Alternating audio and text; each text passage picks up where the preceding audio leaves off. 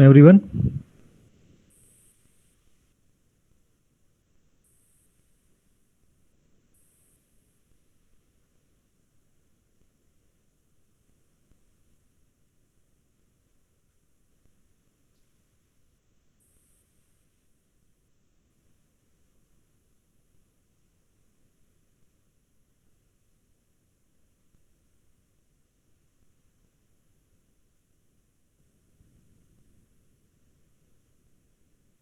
Okay, so in the last lecture, we have discussed the XML for storing the data or representing the data.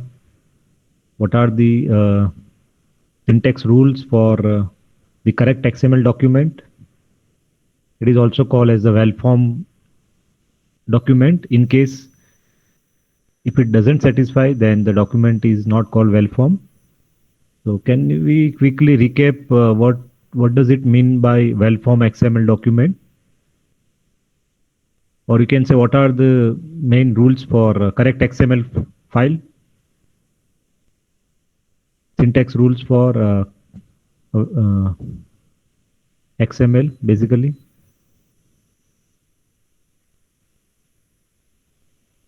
Correct. There must be only one root element. If there is any, we cannot have more than one root element. Then every opening tag must have corresponding closing tag. Yeah, and there cannot there the nesting should be proper. So we can have a nested hierarchy of tags or elements, but they must be properly nested. Okay, so if you're opening tag then followed by closing, so corresponding closing tag must be, so nested tag must have closing before the outermost tag. Yeah, so every element names are case sensitive, right?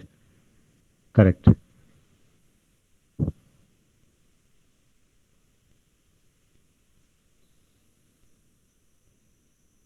Okay, correct. Attribute values must be in quotes or double quotes. Yes, this is allowed in HTML and other standards where the attributes, we can write down the attribute values without the quotations. XML is the reserved word. Then how to write down the entities? We cannot use the less than character or ampersand character directly as part of the uh, element value or text. So we need to use the entities like ampersand LT and followed by semicolon for representing the less than symbol. So okay, so we have XML with different elements. Now the next question is, if there are multiple XML document and if we try to combine the multiple XML document from different sources, then there is a possibility of name conflict. How to resolve that? Today we'll cover that. Secondly, we'll cover that if the XML document is created by one person and it is to be transmitted to another person, then how how that person will verify that the data is valid or not? So that is the second question. So the two issues we will see that how what are the what is the solution for these two issues? We'll discuss them, and relevant technologies will also discuss. The first issue is if we try to combine the multiple XML documents from different sources, there is a possibility of same name or name conflict. So for that, the solution, what is the solution? I think you already know the solution. In programming languages, this is the common case. Because if we are writing our program and we are importing some libraries, then there is a possibility that the variable name or class name or object name may be same between two modules or between the library and our code. So there is a conflict of name. How do we resolve it?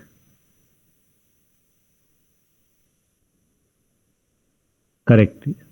Exactly. It is called namespace. So in XML also, there is a solution called XML namespace. Namespace. We can create the namespaces for each document or all the elements defined inside that XML file.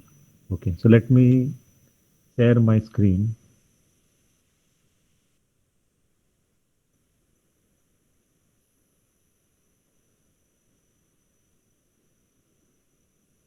Okay, just a minute.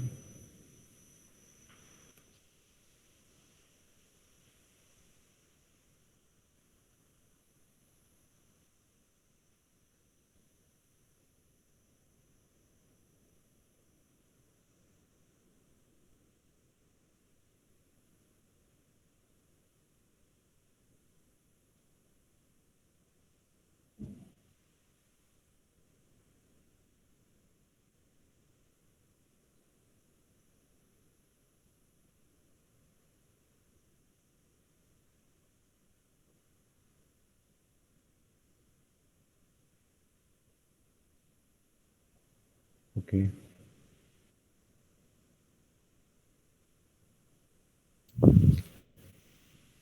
So basically, namespaces are there to make sure that if there are two names, two element names from two different XML file having the same name, then we can avoid that by using the namespaces.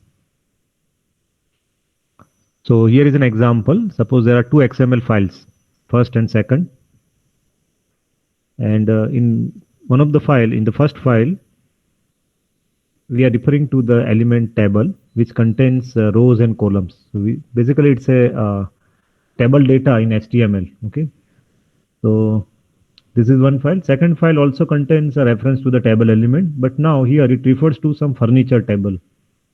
Okay, so it refers to coffee table with the type of table, its length and width. So now if you try to combine these two files together, there will be a conflict because the application that reads this data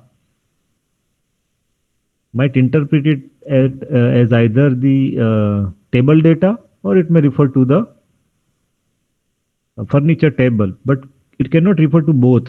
So that's why there is a possibility of ambiguity or misinterpretation of the data available. So to avoid that, we can use the namespaces. So for that, let us take one of the solution. So here you can see that now we are combining all the elements from both the files into a single file, and you will see that every element name has a given prefix. So for the first table, the prefix H is given. For the second table, prefix F is given. So now you can see that if you want to refer to the coffee table, then it has the prefix F. And if you want to refer to the table data in rows and columns, then we can refer it with the prefix H. So not only the element, but also all the sub element or descendant elements are having the same prefix. So now we can easily identify that whether we are talking about the width and height of the width and length of the table, coffee table, or whether we are referring to the row, one of the cell value of a table. So this is the solution and it can be extended, and now we can call it as a namespace. So let us see the syntax for that. Okay. Yeah. So for that, we have an attribute called XMLNS, which stands for XML namespace, followed by colon character and the prefix name and equal to some URI. So this is the syntax for defining the namespace for a given element.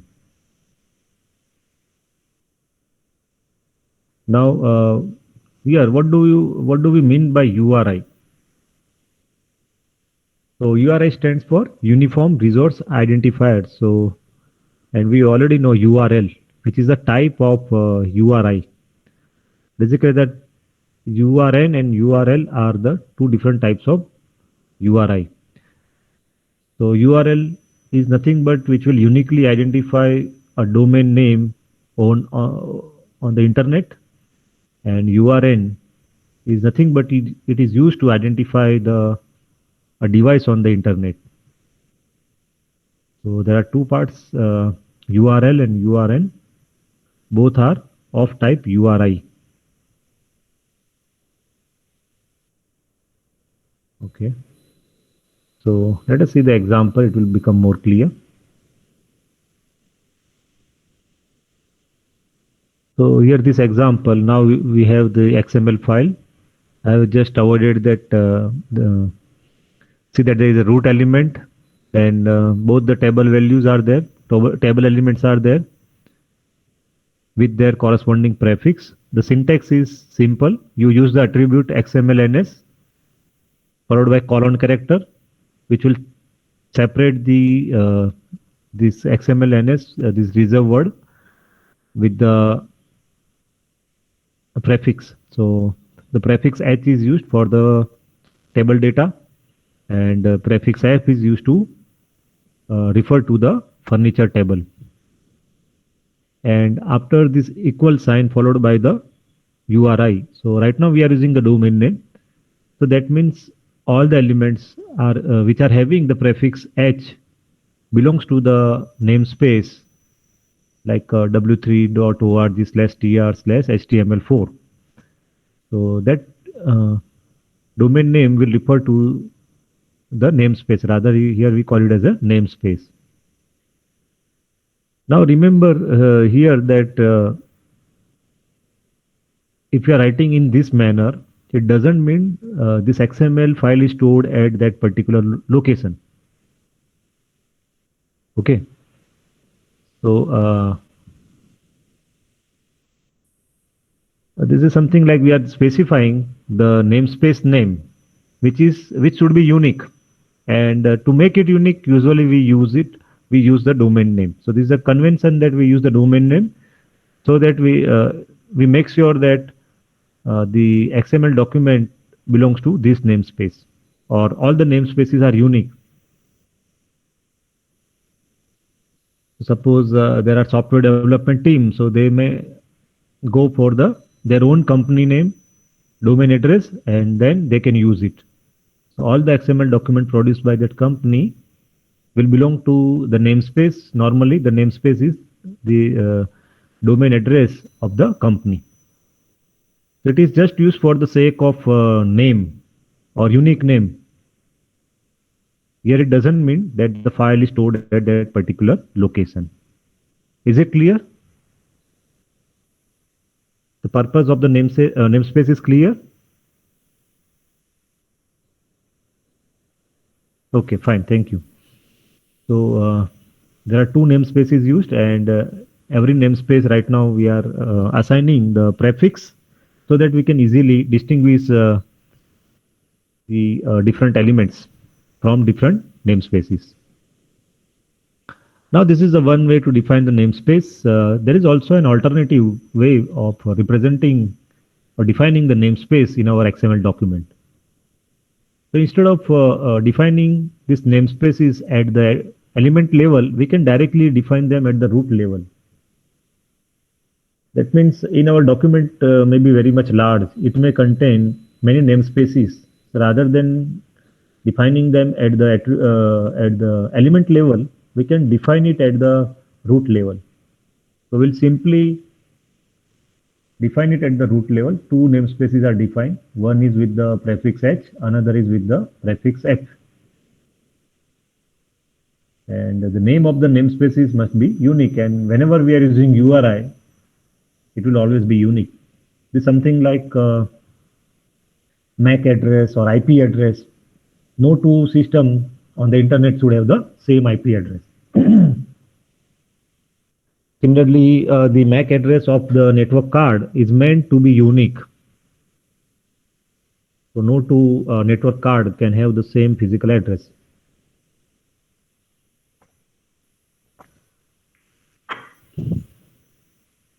Similarly, for our mobile handset, there are unique IMEI numbers, right? So no two handset can have the same number, right? So these are the two alternative ways of defining the namespaces. Either at the element level or at the root level you define it, and you can use it in your XML file. Now sometime, what if I don't want to specify prefix? Okay, every time for all the element I don't want to specify prefix, then there is a concept of default namespace. Okay, so let us see this example. When we define a namespace to a particular element level, it will be applied to that element as well as all the descendant element of that element. So we are defining the namespace at the table level, but if you observe that we are not specifying the prefix value. So when we do not specify any prefix value, that means we want to make that namespace as the default namespace. So if you are using default namespace, so not only for that element, but all the children or sub and sub elements, we need not specify the prefix. We need not use the prefix. So that way we can simplify the readability of the XML file, basically. Is it clear from this example? Default namespace, when to use it to increase the readability of the file, and we need not specify the prefix if you are using default namespace. So any application or XML parser which reads this file will see that for not only the element table, but all the descendant element belongs to the namespace specified over here, like w3.org/tr/html4.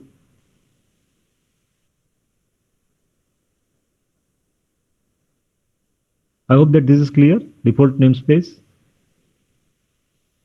And if you go back to the previous example, here also you can do so, that one of the table you define the default namespace, and it is not required to use the prefix. Or at the root level, suppose I remove the prefix f, and then in the same file, the prefix, we need not require to assign the prefix for all the elements which belongs to the default namespace.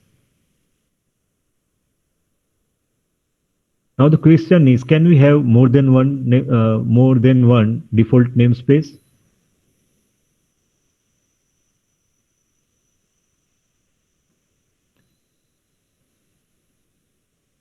Is it possible to have more than one default namespace?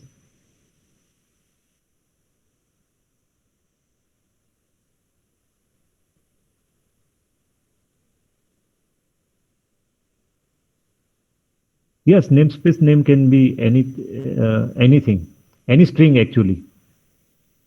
Kanal is asking, can we give the namespace any name? Yes, but usually we should use the name such a way so that there is a least possibility of having the same namespace. Suppose I give namespace name as my name, but there may be many people having the same name as of mine.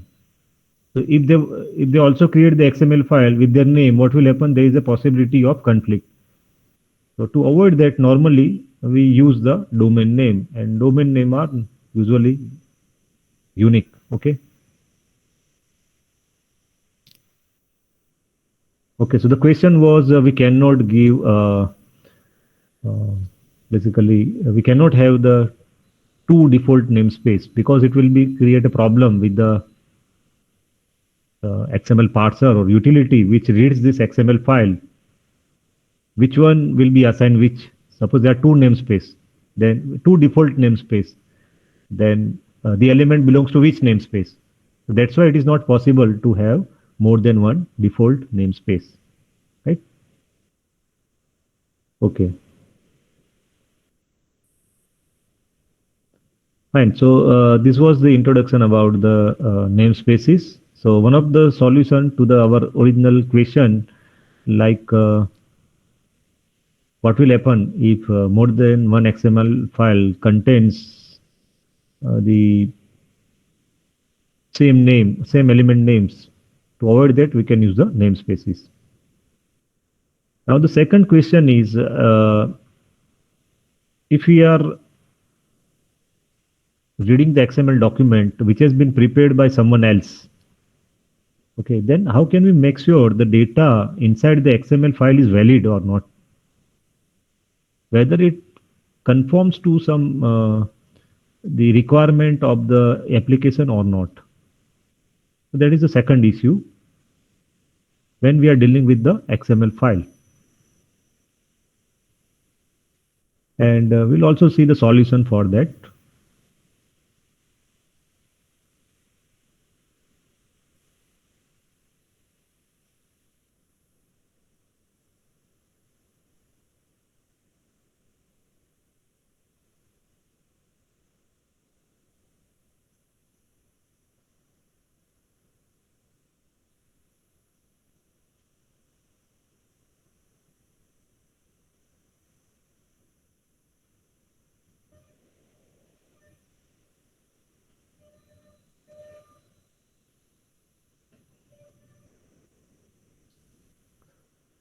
So the question was, if I have XML file, XML document which contains some data, how do I know that it contains valid data? So for that, one of the solution is DTD.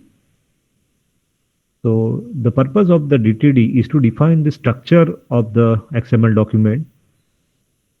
Then we can also specify which are the legal elements and attributes inside the XML document. So what is the benefit?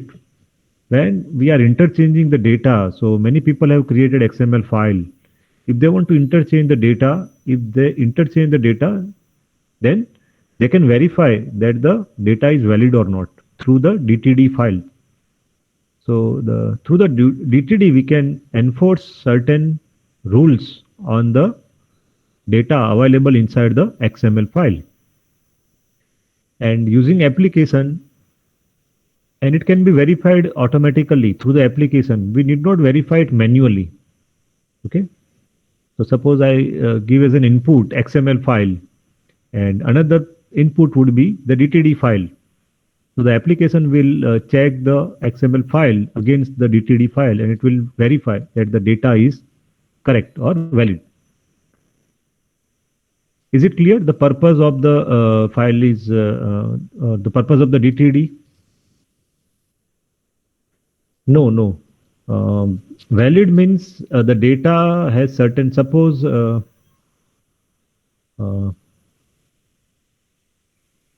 suppose mobile number, suppose I am reading the mobile number, okay? So the mobile number is stored inside my XML document.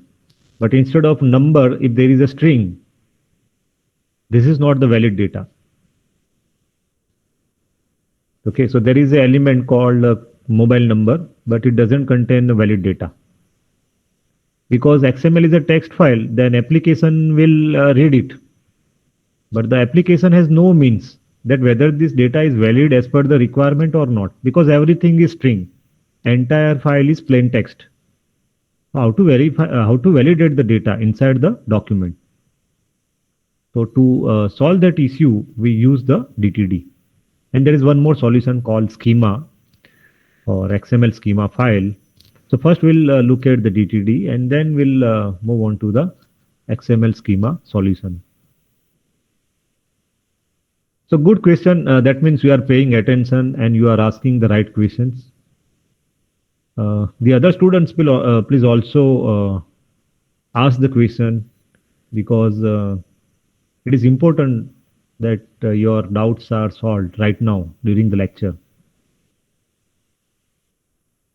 Otherwise, you will also find out I will upload this document into the Google Classroom, and when you are reading this document, at that time, many questions will arise. So better you can ask the question during the lecture or lab time. So the purpose of the DTD is to validate the data. The data available in the XML is valid or not. I gave you an example of mobile number. Similarly, suppose email ID. There is a field called email ID in my XML. Then we can verify that it is a valid email ID or not.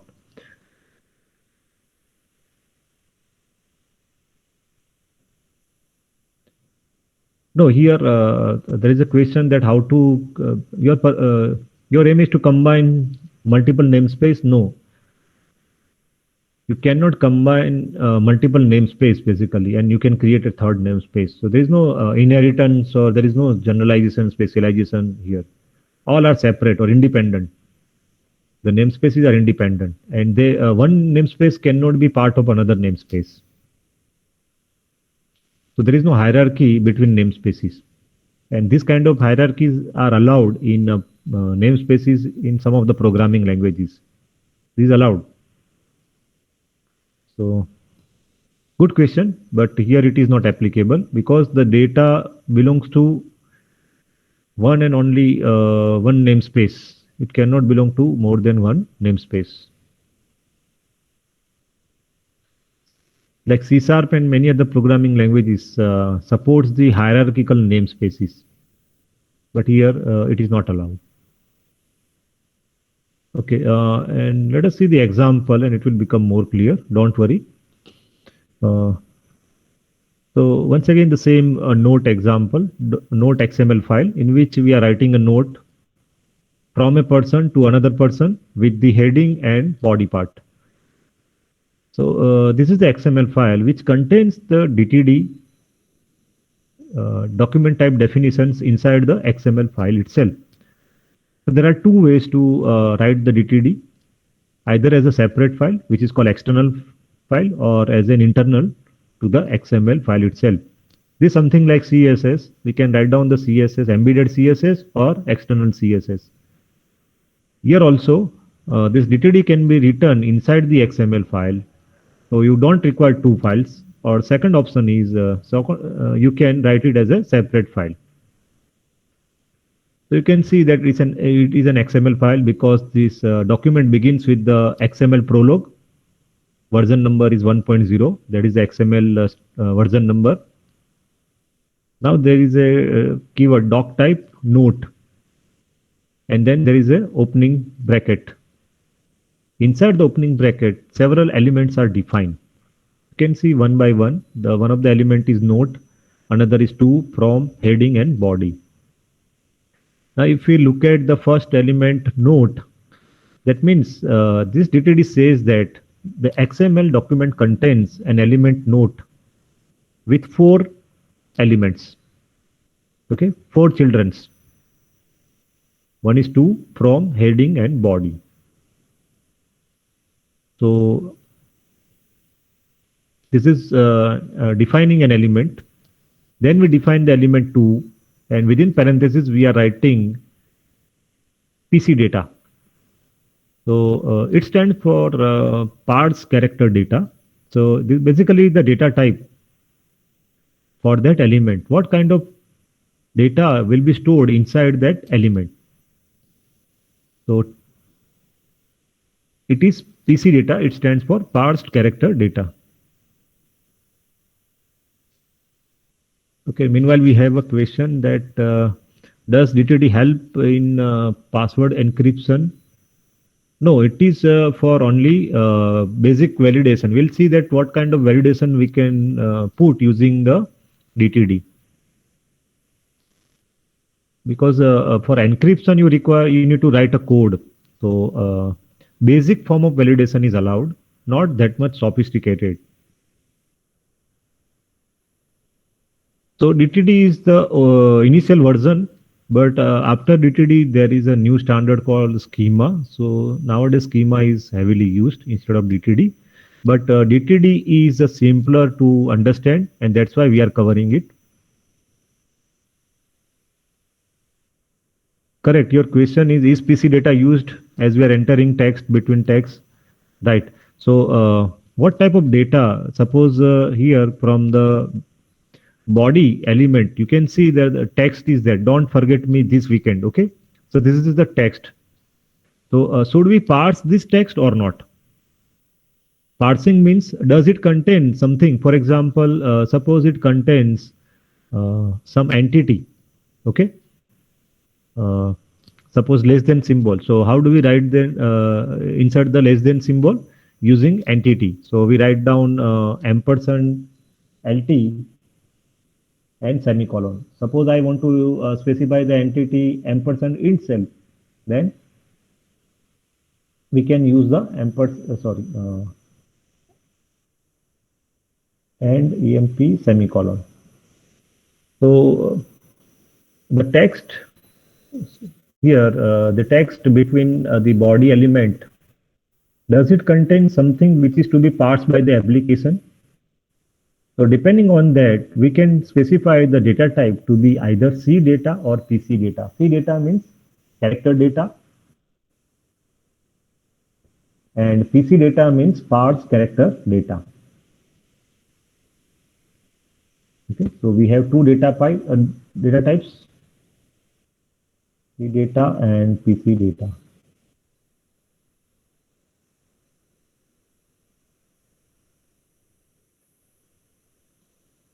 Yeah, text can contain anything, any symbol, any special character, everything is allowed, but uh, that means we should take as it is. For example, data is data. We are not worried about it unless and until we want to process it. For example, we are specifying a date. If we specify date, the application will consider it as a text, and that's why we have the in programming language we are converting from string to date or from string to number. Even the numbers are specified; they are read as a string because it's a text file. Remember, XML file is a text file, so everything is plain text.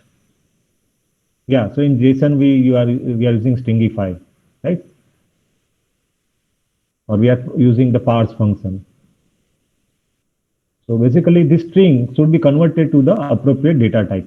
So even it mobile number, suppose it contains mobile number, which is number, but actually it is read as a string. We need to convert the string to number, and if it is contains invalid number, then it should throw an exception. Okay. So basically, this is an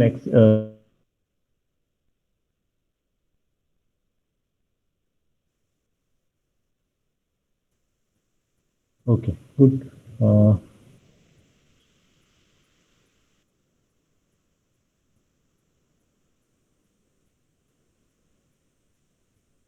Okay, one more thing to note down here is the note element, which is the root element, contains four children, four sub-elements, two from heading and body. So here they must be in this order only, in this sequence only. So the order of the element must be to followed by from, followed by heading, followed by body. So the sequence is important. In the XML document, we cannot write from before to or heading before to or from.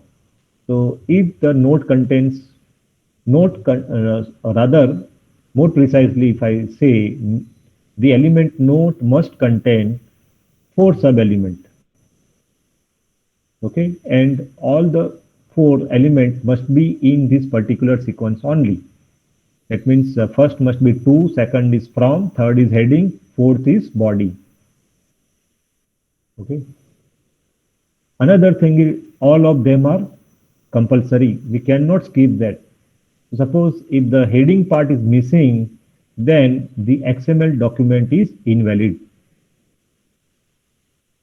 Is it clear? Suppose in this XML document, if the body part is missing, it is invalid. To is missing, it is invalid. If the order is not followed, it is invalid.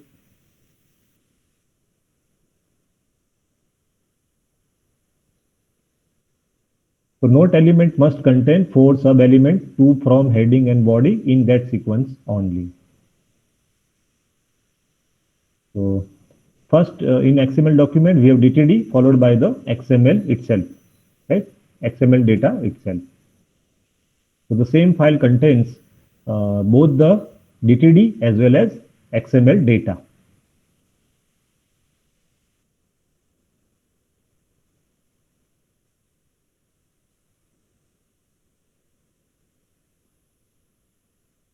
First, did you get it or not?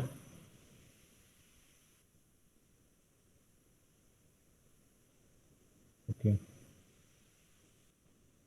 Now, suppose we want to write down the DTD in a separate file. We call it as an external DTD. And how to declare the DTD?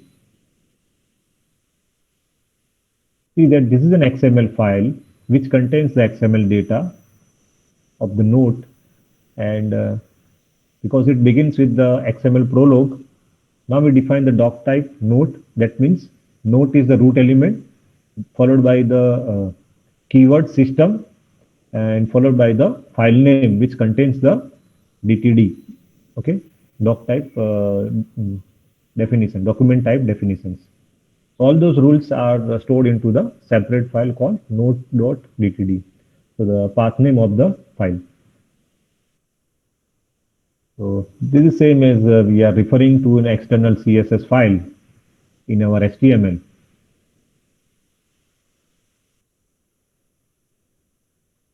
And here is the DTD file itself, which contains the doc type definitions. So both are valid. Either you can write down the DTD inside the XML, or you can write a separate XML and separate DTD files.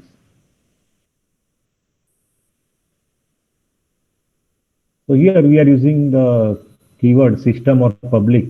So normally when we are writing our own DTD, we use the keyword system. But sometimes the standard authority, if they defines the tag, they use the keyword public.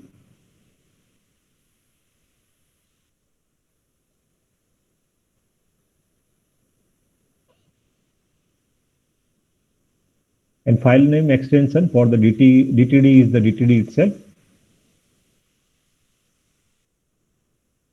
And we prefer the external DTDs because the same file can be referred in multiple XML files. Okay, now let's look at one more example, and then it will become, we'll go into more details of DTD. Now suppose this is the data for the some novel, right? So a novel contains forward, followed by the chapter, followed by multiple chapter. And forward contains paragraph, and chapter may also contain paragraph or multiple paragraphs. Now here, if an application reads this file, how can it determine the data available in this XML is valid or not?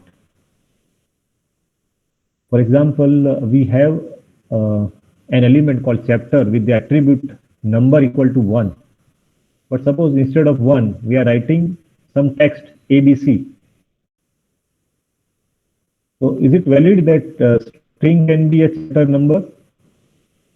ABC can be a chapter number? No. So that's why we need to define this restriction on the chapter number. It must be denied. So for that, we will write down the DTD. Okay, one more question. Can we have a chapter without any paragraph inside it?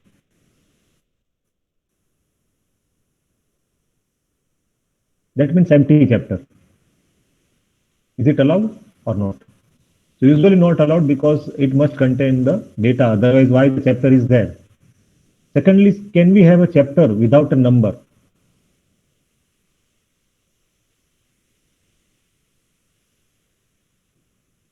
Okay, so again, we cannot have a chapter without the number. That means that attribute must be there. And not only that attribute should be there, as well as it must contain a valid numeric number, right? It cannot be any other text data. Similarly, can we have is a forward optional or not?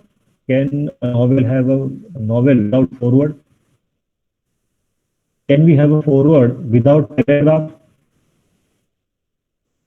Can we have a forward, empty forward? So all these questions can be specified. All this answer of those questions can be answered, correctly answered only if we know the DTD file, how the DTD is written. So this is the author's requirement, and author's requirement can be satisfied or specified via the DTD file. I hope that now this is clear why DTD is required, and let us see the example. Here we have the element novel, which contains two elements. First is forward and another is chapter plus. Now, what does it mean by chapter plus?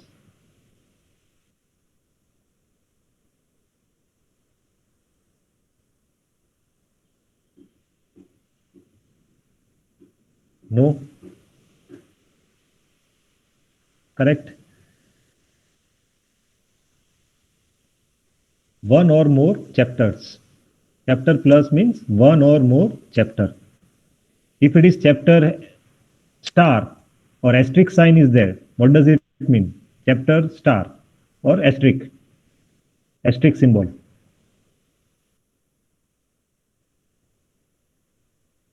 This is nothing but regex, regular expression. If we write down, if we use chapter star, that means it is 0 or more chapters, right? So that means our novel can have one forward and one or more chapters. Novel cannot be complete without chapter. A novel must have one forward. We cannot have more than one forward, and we cannot have a novel without forward. So these are the rules of the author, that this is the constraint specified by the author through the DTD file. Okay, there is a question, will it create dynamic chapter numbers? No, the element, I am referring to the element. So see, let's go back to the XML file. So novel is a element, root element. Inside that there are two elements, forward and chapter. But these chapter elements can be multiple.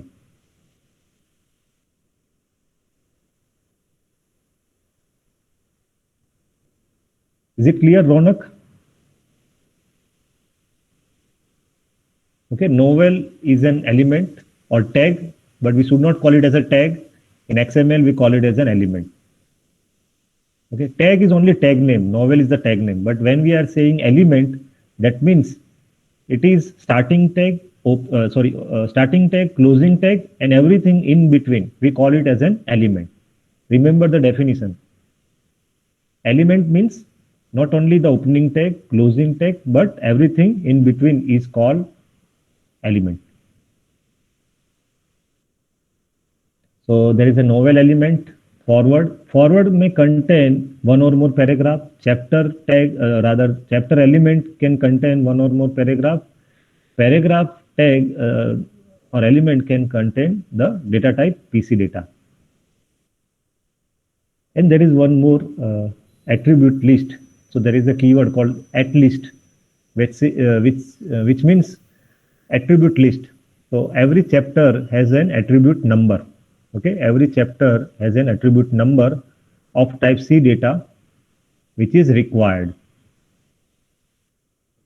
That means every chapter must contain a number and having some value. Okay, right now, number equal to 1. If we write down only number and we miss the equal sign and value after the number, then it is invalid. Is it clear, the last line in this slide, attribute list?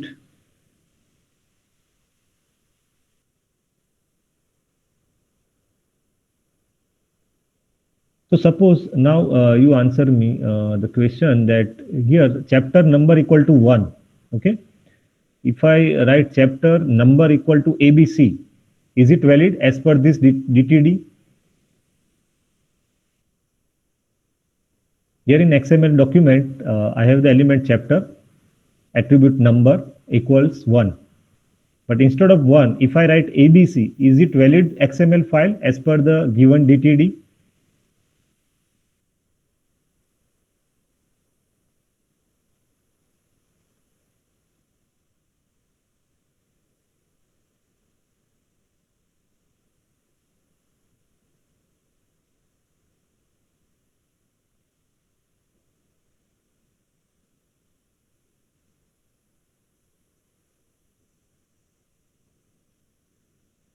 Correct. Because C data means character data. It can be anything. It can be any text. ABC, any symbol, any combination, any string, any text. And that's why this is allowed. but it will throw an error only if I do not write anything after number. So if no value is assigned to the number attribute, then it will throw an error. Okay. Oh, okay. So we know this XML document may contain elements, attribute, entities, PC data or C data. So element is nothing but start tag, close tag, and everything in between is called element. Attribute, you already know, image can have an attribute source. In HTML, we know the attributes and having some value. In XML, they must be quoted. Entities we also discussed. These are the some of the entities in the XML: less than, greater than, ampersand symbol for quotation marks, or apostrophe S. Single quotation mark or double quotation mark. PC data I have explained to you. C data, character data.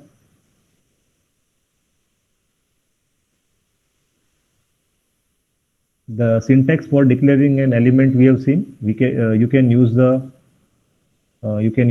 keyword element all in caps. The followed by element name followed by the element content. Okay, so this is the syntax for declaring an element which may contain sub element also. Sometimes if the element doesn't contain any sub element, we can declare it as an empty element.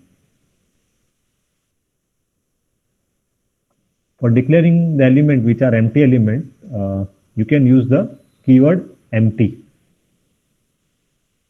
We know the example from the HTML. BR is an empty element. We can put simply BR and closing tag. That's it. It doesn't require any data or any attribute. It will insert a line break in the HTML file. When the browser will render the HTML data, it will insert a new line. So our custom or user defined element can also be empty depending upon the requirement. PC data, the data type PC data, you can use as the data type for the element. Similarly, you can use the C data. There is one more data type called any. Okay, any means it could be of any type, whether it can be empty element or it may contain one or more child element. But we should avoid this any data type, because then it will become more general. We cannot put validation easily if we use the data type any, because it is unrestricted. The element can be empty, it can contain one or more elements, and there is no restriction how many elements should be there, the order, everything is undefined. We cannot put restrictions if we use the any data type.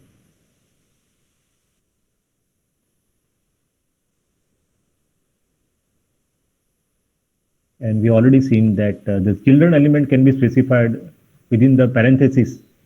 Just separate them by comma, and they will also follow the order. The order in which the child elements are specified, they must follow that order. Like to, from, heading, body. So the note element must contain 4 children elements, which are to, from, heading, and body. Not only that, they must also follow the sequence. They must be written in the file in this sequence only. We cannot change the order of those sub elements. And if we change it, then this validator will throw an error. So you can refer to many online validators are available, wherein you can provide the XML data and DTD, and they can validate your XML document against the DTD written by you. Okay. Yeah, so we already seen plus sign, because one or more elements, you can use the message plus. That means message element can appear one or more times. Paragraph plus. So we can, a chapter may contain one or more paragraph elements. Asterisk for representing 0 or more number of elements. So either the element is missing, still it is allowed. Okay, so a note can contain zero or more messages. So here, if the note is empty, still it is valid. It may contain one message, it is valid. It may contain more than one message elements, then also it is valid.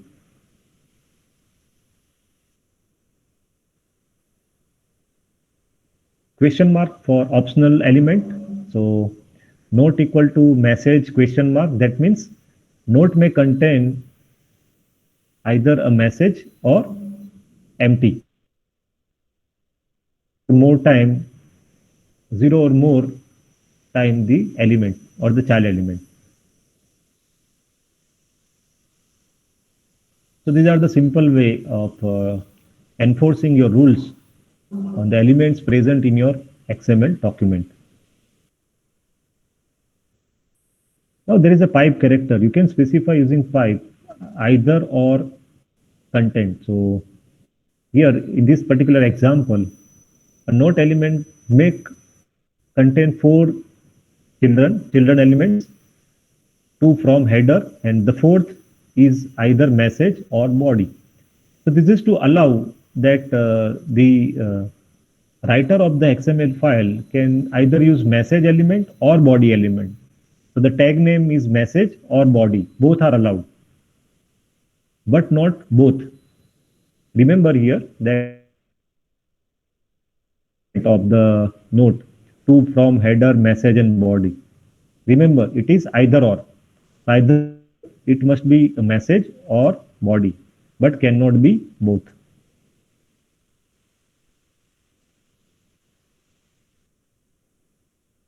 Okay, am I audible? I think there was some network glitch.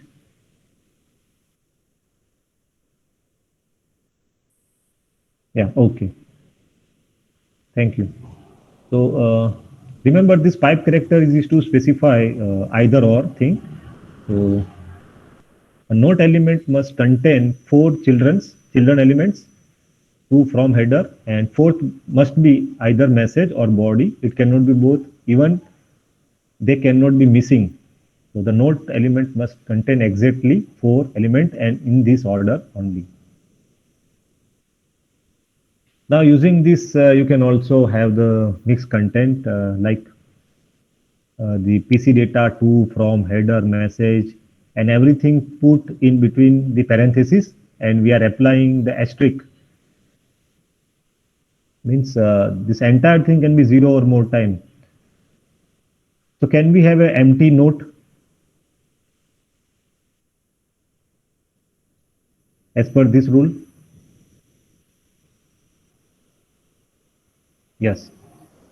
Can we have a note with three headers?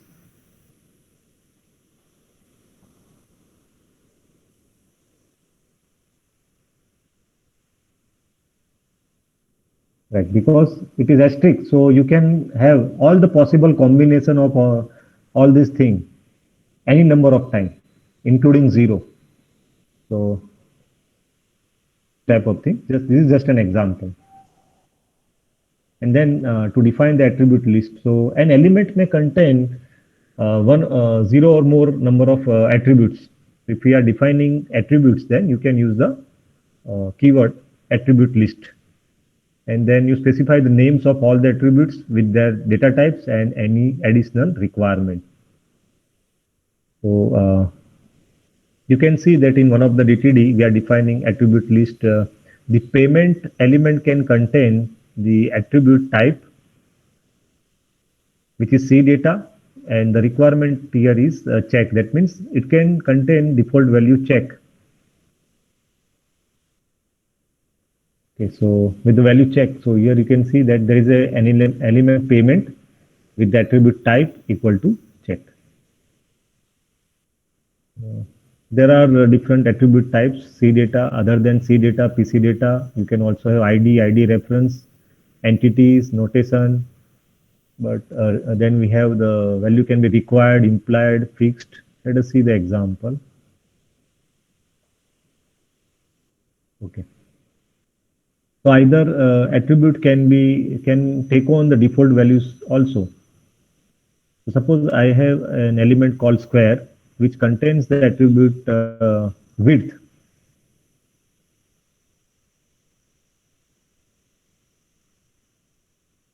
not writing the attribute value, then the default value will be assumed.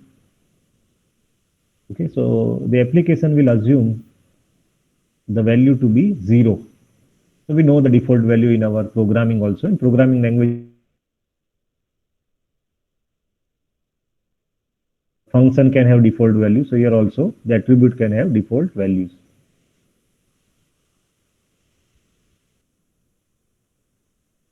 Okay. Then we have required. So attribute must be required. In XML file, the user cannot miss it. The attribute value must be required. So you can use this has symbol followed by required keyword all in caps. Then the element must contain that particular attribute. Implied means it is optional. So if you don't want to make it mandatory, you can use the implied keyword instead of the required. Okay, so this constant implied is used to make the value optional. So either it can be present or absent, both are valid XML document. So contact element can contain the attribute fax. So the fax number is optional. Okay, so those rules can be specified via this constant like implied, required, or you can use the default values also. Okay, one more is fixed. If you want to make sure that the user should not use any other value, then you can use the fixed. Always the company name is say Microsoft, then you can fix it via the constant has fixed. So the element sender has the attribute company. It must have the value Microsoft or the company name. It cannot be any other thing. Okay, even you can define your own entities using the keyword entity. Suppose let's say we are defining the entity copyright. So wherever there is a copyright, it is assumed to be the string copyright DDU, right? So you can write down, you can define the entity via the keyword entity, capital, all caps. So whenever we are using the entity copyright in our XML document, it should be replaced with the value.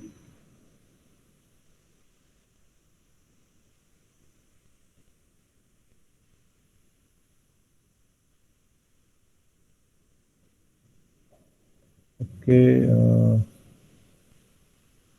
fine. I think we'll stop at this point.